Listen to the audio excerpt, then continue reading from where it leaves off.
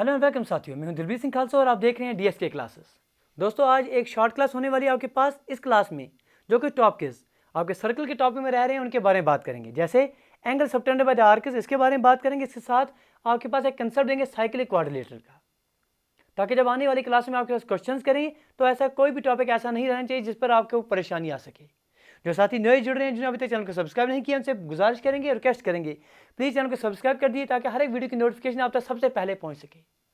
जो साथी नए जुड़ रहे हैं, जिन्हें पुराने क्लासेस नहीं देखे हैं, अगर आप जेकेएससी पंचायत सेक्रेटरी यानी वीएलडब्ल्यू की तैयारी कर रहे हैं तो हमने टारगेट रखा हुआ है quantitative aptitude plus reasoning 35 out of 35 का टारगेट रखा हुआ है। डिस्क्रिप्शन बॉक्स में आपके पास प्लेलिस्ट की लिंक मिल जाएगी, आप जाएंगे वहां पर हर एक वीडियो आपको विस्तार में मिल जाएगी। तो चलिए सर स्टार्ट करते हैं। आज की क्लास में कुछ इंपॉर्टेंट कंसेप्ट और सीखते हैं। चलिए जी, पहला कंसेप्ट जिसके बारे में बात करेंगे आज की क्लास में वो क्या है सर? वो है angle subtended bye an arc of a circle. देखिए, बात हो रही है कि अगर आपके पास एक सर्कल दिया गया है, दो कॉर्ड इसके पास दी गई हैं। ए बी एक कॉर्ड है, सी डी दूसरी कॉर्ड है। अगर ए बी और सी डी दो कॉर्ड्स हैं, इनकी लेंथ सेम है, दो डायमेंशन सेम है। अगर इन दोनों की लेंथ सेम आ रही है तो इनकी जो आर्क्स बनेंगी वो कॉन्ग्रेंट होंगी। मतलब ये होगा कि अगर आपके पास ए बी सी डी के बराबर है तो जो आपके पास सी डी का ये आर्क बन के आ रहा है, अगर इस आर्क को आप यहाँ से उठाएंगे और ए बी के आर्क के ऊपर बिठा देंगे तो ए बी का आर्क जो है ऑलमोस्ट इसके नीचे छुप जाएगा पूरी तरह से। तो हम कह सकते हैं कि अगर आपके पास दो कॉर्ड्स इक्वल हैं, इक्वल कॉर्ड्स, ये आपके पास कॉन्ग्रेंट आर्क्स बनाते हैं। इसका बरकस, इसका उल्टा अगर हम बोलें कि अगर आपके पास दो कॉर्ड्स इस तरह से दिखाई दे रहे हैं कि उनकी वजह से जो आपके पास आर्क्स बनते हुए नजर आ रहे हैं वो आर्क्स कॉन्ग्रेंट हैं, तो उसकी वजह से जो कॉर्ड्स होंगी आपके पास वो कॉर्ड्स इक्वल होंगी। ठीक है, फिर से एक बार समझा रहे हैं कि अगर आपके पास एक सर्कल दिया गया है, उसमें दो कॉर्ड्स हैं सर, ए बी एक कॉर्ड है, दूसरी आपके पास सी डी कॉर्ड है। दो कॉर्ड्स की लेंथ सेम है तो इसकी वजह से ए बी और सी डी की वजह से जो आपके पास कॉरस्पॉन्डिंग आर्क्स बनेंगी वो आपके पास कॉन्ग्रेंट होंगी। आप इस तरह से याद रखते हैं, if two chords of a circle are equal, अगर दो कॉर्ड्स एक सर्कल के इक्वल होंगे then their corresponding arcs are congruent, तो उनके जो कॉरस्पॉन्डिंग आर्क्स होंगे वो कॉन्ग्रेंट होंगे। मतलब आपके पास सीडी की एक आर्क जो है ए बी की आर्क के ऊपर अगर आप बिठाएंगे तो ए बी की आर्क पूरी इसके नीचे छुप जाएगी। ये कॉन्ग्रेंट का मतलब है। If two arcs are congruent, ये इसका उल्टा मतलब इस तरह से कहेंगे, अगर आपके पास दो आर्क्स कॉन्ग्रेंट आपस में आ रहे हैं देन देयर कॉरस्पॉन्डिंग कॉर्ड जो होंगे वो आपके पास इक्वल होंगे। तो ये इसके बारे में लास्ट क्लास में भी बात की थी। यहाँ हमने आपको बताया था कि अगर आपके पास कॉन्ग्रेंट आर्क्स हैं किसी सर्कल के तो ये आपके पास इक्वल एंगल सबटेंड करेंगे सेंटर पर। या ऐसा कहें कि अगर आपके पास आर्क पी क्यू दी गई है, जो एंगल ये सबटेंड कर रही है सेंटर ओ पर, वो वही एंगल होगा जो आपके पास कॉर्ड पी क्यू सबटेंड करेगी आपके सेंटर ओ पर। The angle subtended by a chord of a circle at its center is equal to the angle subtended by a corresponding arc at the center। मतलब ये है कि आपके पास अगर आपके पास पी क्यू एक कॉर्ड दी गई है, जो एंगल ये सेंटर पर सबटेंड करेगी, एंगल पी ओ क्यू, वो एंगल वही होगा जो आपके पास एंगल ये वाली आर्क जो माइनर आर्क होगी पी क्यू की, वो सबटेंड करेगी सेंटर ओ पर। इसके बरकस इंपॉर्टेंट कंसेप्ट जो आज की क्लास में आपने याद रखना है वो ये है कि आपके पास एंगल जो सबटेंड किया जाता है इस आर्क की वजह से सेंटर पर। फॉर एग्जाम्पल आपके पास पी क्यू एक आप माइनर आर्क ले रहे हैं, ये जो सेंटर पर एंगल ये सबटेंड कर रही है, ये 2 टाइम्स आ जाता है जो एंगल सबटेंड करती है किसी और पार्ट पर सर्कल पर। फॉर एग्जाम्पल अगर इसकी वैल्यू अल्फा है तो इस एंगल की वैल्यू 2 टाइम्स अल्फा आ जाएगी।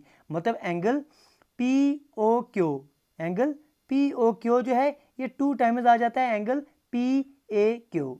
ये आपको याद रखना है, इंपॉर्टेंट रिलेशन है जो आपको याद रखनी है, क्योंकि इस पर सीधे सीधे क्वेश्चन आपके एग्जामिनेशन में बनते हैं। Angle subtended bye an arc at the centre, जो एंगल ये आर्क सबटेंड कर रही है सेंटर पर वो 2 टाइम्स है, वो डबल है, it's double the angle subtended bye it at any point of the remaining part of the circle.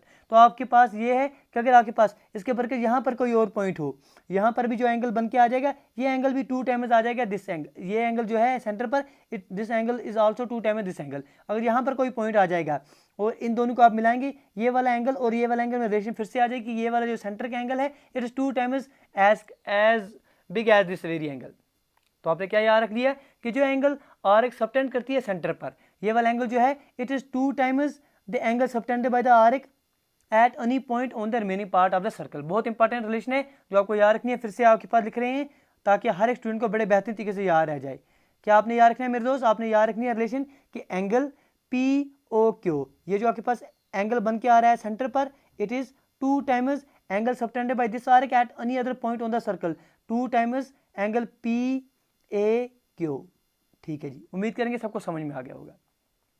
अब इसी जो रिलेशन आपने पढ़ी, जो थ्योरम पढ़ी, इस पर मिलता जुलता एक कंसेप्ट आ जाएगा, angles in the same segment of a circle are equal. मतलब आपके पास एक आर्क दी गई है पी क्यू, इसके सेम सेगमेंट पर दो एंगल बनते हुए नजर आ रहे हैं, पी ए और क्यू, दूसरा आपके पास पी सी और क्यू, ये दो एंगल बराबर होंगे। आप कैसे साबित कर सकते हैं सर? आप कहेंगे क्योंकि आपको अभी भी पढ़ लिया कि आपके पास एंगल जो सबटेंड किया जाता है आर ए की वजह से एट सेंटर, ये वाला एंगल जो आपके पास दिखाई देगा, अगर आप मान रहे हैं फॉर एग्जाम्पल ये वाला एंगल आपके पास अल्फा आ रहा है, तो ये वाला एंगल की वैल्यू कितनी आ जाएगी? 2 टाइम्स अल्फा आ जाएगी।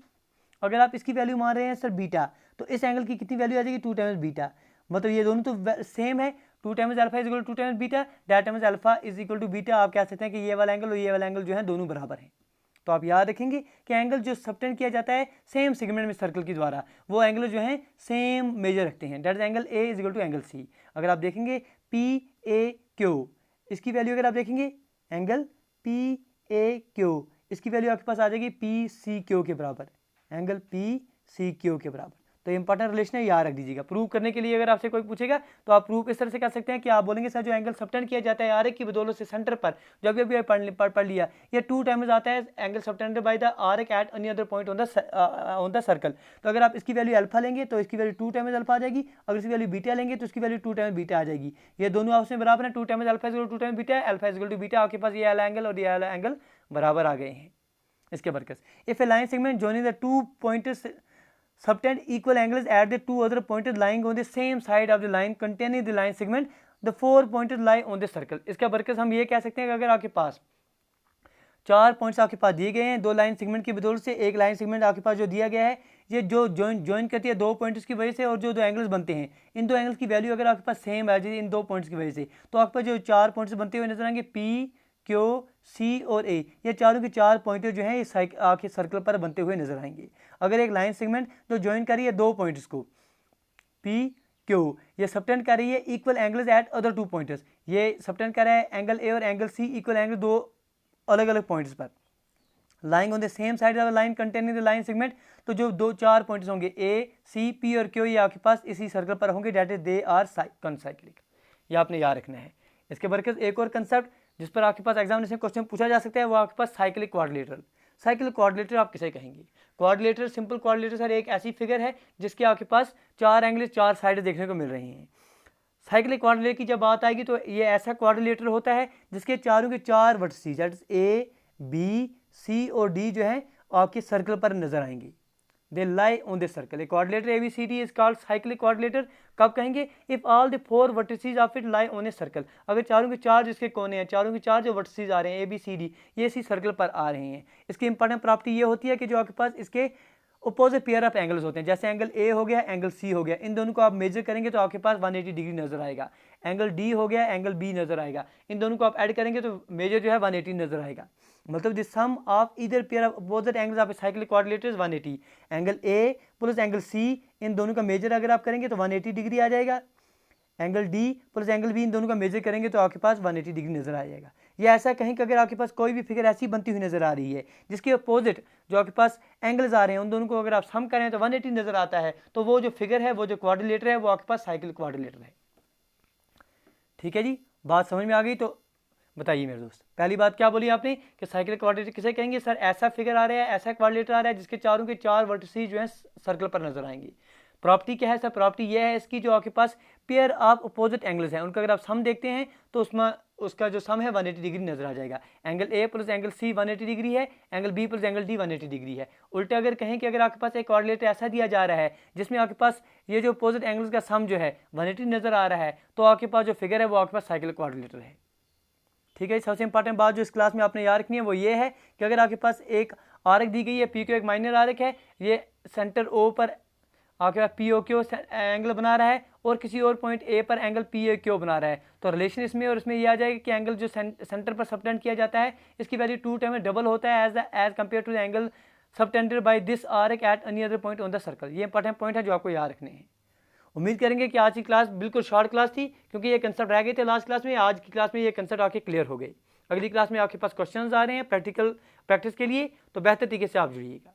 उम्मीद करेंगे कि आज की क्लास में आपने बहुत सारे कंसेप्ट सीखे होंगे। गुजारिश करेंगे अगर आज की क्लास में आपने कुछ सीखा है तो प्लीज़ लाइक शेयर और सब्सक्राइब करना ना भूलना। मिलते हैं अगली वीडियो में। Till then do take your best care. Thank you, thanks a lot for watching.